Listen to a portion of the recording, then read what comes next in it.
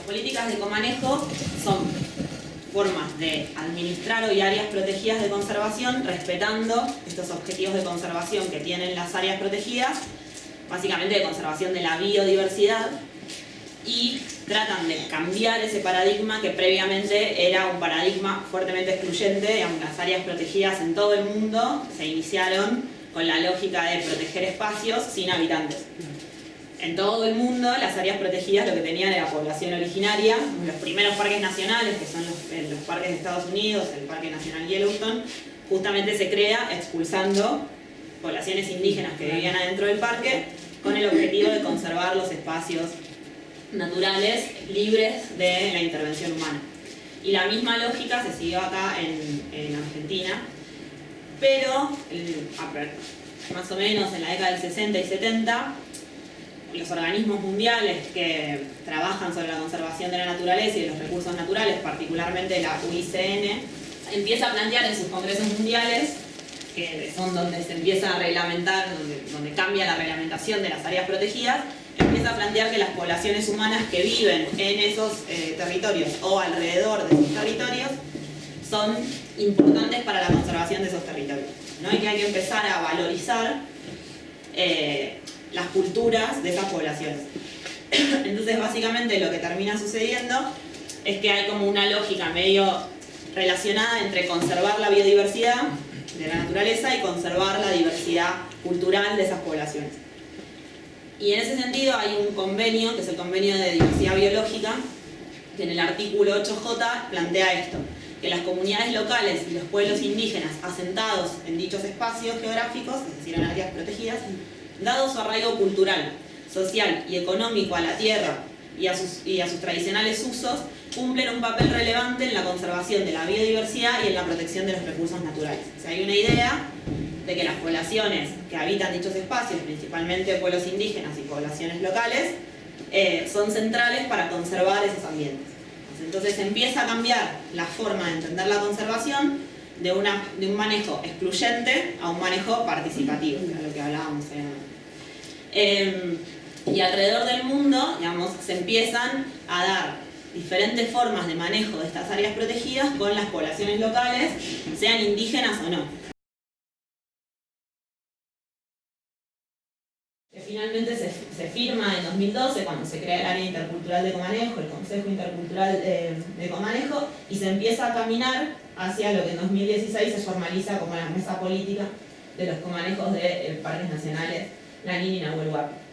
Esto muy brevemente, digamos, como para pensar efectivamente cómo desde la institución se fue cambiando en todo este proceso. En todos estos años hubo discusiones, hubo obstáculos, digamos, particularmente en el año 2008, que el comanejo empezaba a tratar de funcionar en el marco de este programa. Lo que sucede es la conformación de Bonumiri-Wau y Maliqueo como un conflicto muy fuerte, digamos, vinculado a lo que planteaba yo antes de la autenticidad, ¿no? Aparece esa discusión. En todo este proceso de cambios institucionales, lo que hay es apariciones de sujetos puntuales adentro de la institución, y eso es importante tener en cuenta, porque lo que no cambió son los referentes comunitarios, digamos. Los referentes comunitarios que vienen recorriendo el comanejo desde el 2000 y que obviamente están cansados, muy cansadas de los obstáculos que plantea Irma, se fueron encontrando con distintos actores institucionales. Digamos, los actores institucionales fueron cambiando, y obviamente con esos actores institucionales la política también fue cambiando. Por esto que decíamos antes, que existen distintas formas también de ser técnico de parque o intendente de parque, y que tiene que ver también con las experiencias y trayectorias personales y con lo que cada uno piensa, opina o quiere de la cuestión indígena dentro de un parque nacional. Y en ese sentido sí, efectivamente los actores fueron cambiando. Ahora vienen bastante estables desde que se conformó el comanejo en el 2000, pero hasta el 2012, pero hasta el 2012 hubo bastante cambio. Y eso para mí es una cuestión importante porque, por lo menos esto es una opinión personal, pero lo que yo vi con la firma de la resolución en el 2012 es que quienes venían caminando el comanejo desde el 2000 sintieron que, bueno, con la firma de la resolución ahora despegamos. Y quienes habían empezado a participar del comanejo en el 2000, sobre todo a nivel institucional, para ellos fue un inicio, digamos. O sea, bueno, se firmó la resolución, arrancamos, digamos, y eso plantea un problema y una tensión con los tiempos entre los actores, digamos, ¿no? O sea, las expectativas de cada actor también tienen que ver con... las expectativas de cada actor también tienen que ver con los tiempos y los procesos que vienen recorriendo el comanejo. Y en ese sentido, digamos, yo, por algo que para mí es importante que se pueda charlar también, porque digo, nosotros venimos acá, hacemos este taller, pero básicamente cuando Prafil habla de los zoólogos y de la academia, a veces no está muy claro, bueno, qué es lo que hacemos o lo que podemos aportar, digamos, de la academia. Y en ese sentido, digamos, desde la antropología, el método antropológico que es la etnografía, lo que a mí me permitió ver todos estos años fue las complejidades y las contradicciones que la experiencia de Nahuel Huapi tenía, pero sobre todo las formas creativas en las que se fue desarrollando el comanejo de Nahuel Huapi, muy distante y muy diferente a esa definición global de comanejo que aparece en la página, digamos, que habla del moldeo del paisaje desde la tradición y la cultura. Y por otro lado, también esa visión etnográfica permite hacer visible las múltiples formas en las que se define y se practica el comanejo, digamos, ¿no? Esto que Blas hablaba de percepciones, en realidad yo algo que pude ver todos estos años es que el comanejo para las comunidades es totalmente distinto, ¿no? Los actores se vinculan con ese comanejo de forma distinta y están muy vinculados a su experiencia histórica con la institución, digamos, hubo comunidades que sufrieron mucho más violencia de parte de la institución que otras, y eso fue haciendo que su vínculo actual con la institución fuera mucho más complejo, digamos, otras que fueron reconocidas más rápidamente, entonces su vínculo con la institución por años fue mucho más tranquilo.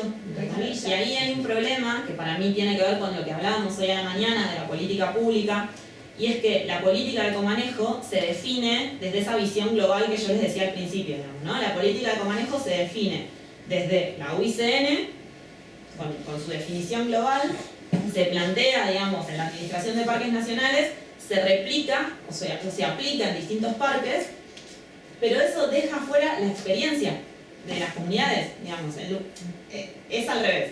Vamos, no es que la política pública se construya desde las experiencias y que esas experiencias vayan alimentando la política pública del comanejo, sino que en realidad lo que suele suceder es que las experiencias tienen que encajar en la política del comanejo.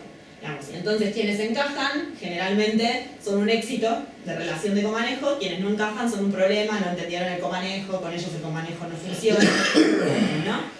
Porque básicamente en lugar de pensar que la política pública se puede ir construyendo en esos vínculos particulares, en esas experiencias, en esas contradicciones, lo que se supone es que la política ya está construida y en todo caso hay quienes pueden entender esa política, quienes pueden hacer que la política funcione y otros no, digamos. Entonces, en ese sentido, parte de lo que nosotros queríamos como empezar a discutir en este taller y continuar, era esto, bueno, la incidencia en la política pública muchas veces tiene que ver con las posibilidades que uno tiene de cambiar esa política, como decía Samantha hoy, digamos, ¿no? O sea, bueno, el relevamiento territorial se pensó de una manera, ahora las comunidades disputaron todo lo que pudieron, metieron sus técnicos, hicieron el relevamiento de los territorios ancestrales por más que el INAI no quería, digamos, o sea, muchas veces la política pública es disputada y es construida en el hacer, ¿no? El problema es si ese hacer alimenta la política, incide en la política o queda en la nada, digamos. Si seguimos hablando de comanejo con la definición esta del manual global, digamos, ¿no? Donde, de nuevo, solo se piensa en comunidades que habitaron los territorios todo el tiempo, que todo el tiempo hablaron la lengua, que todo el tiempo practicaron ceremonias, que todo el tiempo, o sea, y ahí aparece algo que para mí es importante discutir, que tiene que ver con las prácticas tradicionales. Digamos. O sea, si yo les pregunto a ustedes cuáles son las prácticas tradicionales de las comunidades de Nahuel Huapi, ¿cuáles son? A ver, repetir. ¿Cuáles son las prácticas tradicionales de las comunidades de Nahuel Huapi? Ceremonia. Bueno, ¿todas las comunidades de Nahuel Huapi hacen ceremonia? No, todas no creo. Bueno, si yo pensara que las comunidades se definen por sus prácticas tradicionales, dejaría fuera comunidades que hoy no practican ceremonia.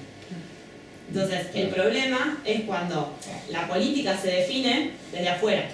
Entonces yo espero que haya prácticas y saberes tradicionales que en algunas comunidades hoy no hay, pero no hay por un proceso. O sea, no hay por un proceso histórico muy particular de Nahuel Huapi.